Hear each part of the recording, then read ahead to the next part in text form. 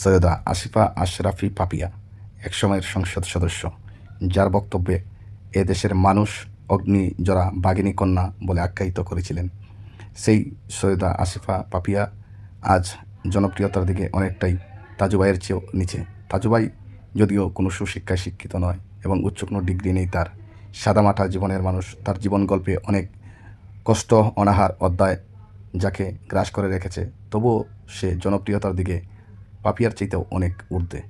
গত 5 দিন ব্যবধানে সে এতটাই জনপ্রিয়তা অর্জন করেছে যে দেশের বিভিন্ন রাজনীতিবিদদেরকেও ছাড়িয়ে গিয়েছে।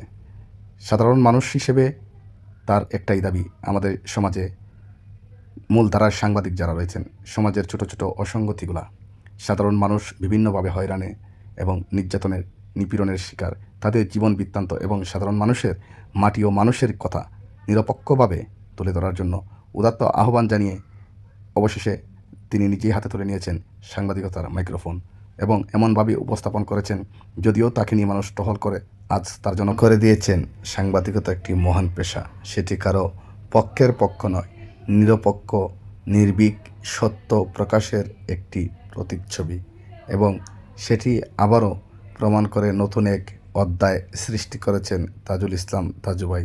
এমডি শামীম, নগর নিউজ 24, সিলেট।